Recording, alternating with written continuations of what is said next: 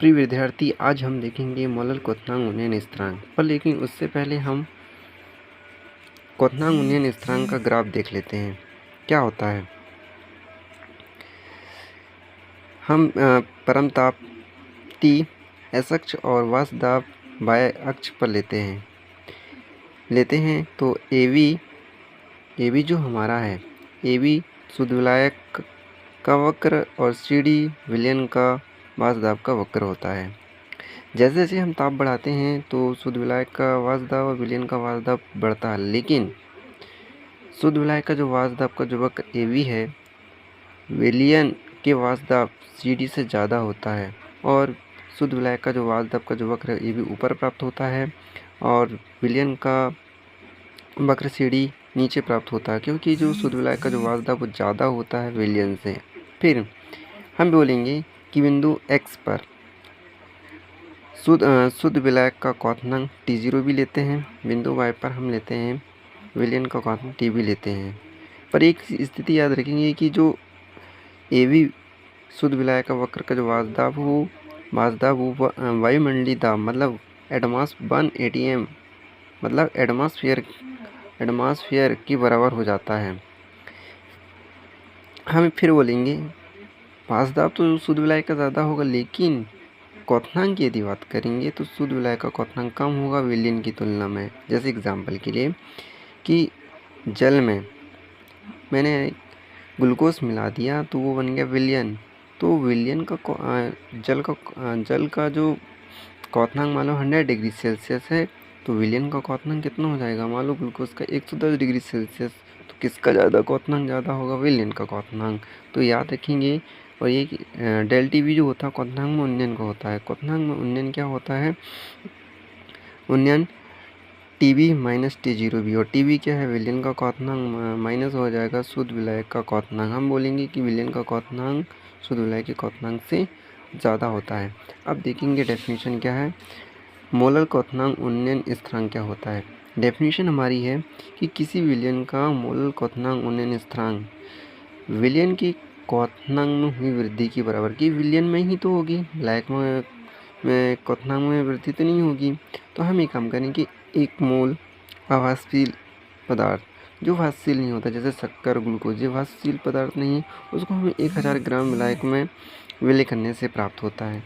अब ये जो क्वथनांक में जो उन्नयन जो डेल टी वी होता है वो मोलरता के समानुपाती होता है। हम प्रयोग में देखें कि डेल टी वी जो होता है वो मोलरता के समानुपाती होता है। समानुपाती का चिन्ह जैसे रहेंगे तो डेल टी वी बराबर क्या हो जाएगा, K/M।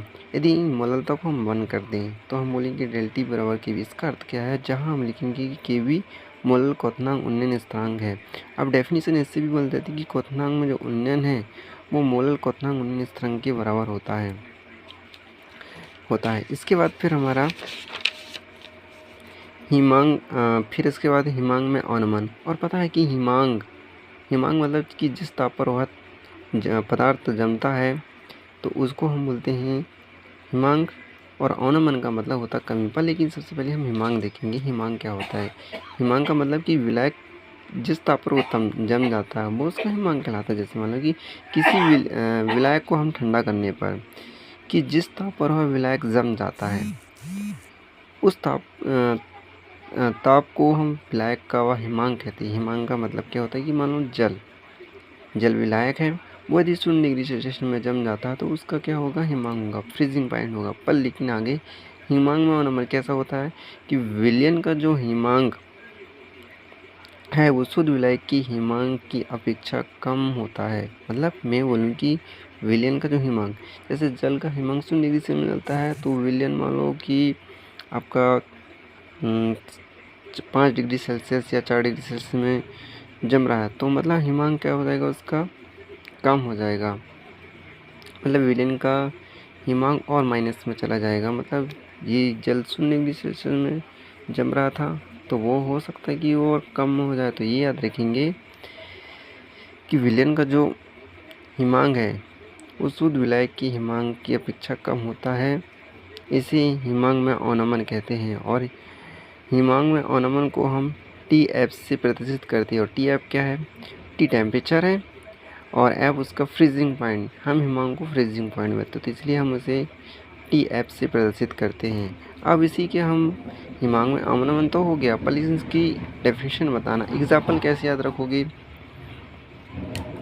इसका एक एग्जाम्पल भी है। एग्जाम्पल यदि याद रखना तो क्या रखोगे, जैसे मान लो कि 34.2 ग्राम शर्करा को हम 1000 ग्राम जल में यदि घुलकर विलयन बना दें, तो हमें बोलेंगे कि विलयन का हिमांक कितना होगा। तो विलयन का हिमांक हमारा कितना हो जाएगा, 272.8 के केल्विन होगा, हिमांक होगा।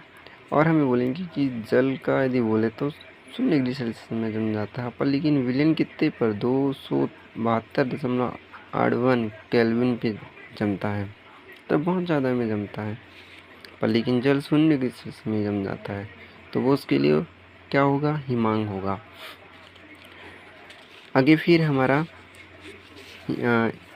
हिमांक में अवनमन स्थिरांक, किसी विलयन का मोलल हिमांक अवनमन स्थिरांक विलयन की हिमांक में उस कमी के बराबर होता है। अब इसमें क्या होगी, हिमांक का मतलब क्या होगी, कमी। अब क्या होगा कि जो विलयन का जो हिमांक होगा वो विलायक की तुलना में कैसा होगा, कम होगा। अभी बता रहे हैं कि अभी बार बार एग्जाम्पल भी देखिए, भी बताया कि यदि हम जल और मतलब विलायक और विलयन लेते हैं, तो उसमें यदि हिमांक यदि देखा जाए तो हमारा विलयन का हिमांक कम होता है और विलायक का हिमांक ज़्यादा होता है। इसलिए हमें बोलेंगे किसी विलयन का मोलल हिमांक अवनमन स्थिरांक विलयन के हिमांक में उस कमी के बराबर होता है जो हम 1 मोल आवासशील विलय, आवासशील का मतलब जो वाष्पशील नहीं होता, जैसे शक्कर ग्लूकोज को 1000 ग्राम विलायक में घुलने से प्राप्त होता है। और हिमांक में अवनमन डेल्टी वी मूलतः एम के समानुपाती होता है। समानुपाती का चिन्ह हटाएंगे तो के एफ मोलल हिमांक अवनमन स्थिरांक लगेगा। यदि हम मूलतः को एम कर देते हैं तो डेल्टी एफ का मान के एफ के बराबर हो जाएगा, मतलब हिमांक में अवनमन मोलल हिमांक अवनमन स्थिरांक के बराबर होता है। ए हमारा हिमांक अवनमन है। प्लीज़ विद्यार्थी यदि समझ आएगा तो प्लीज़ लाइक एवं सब्सक्राइब ज़रूर करें।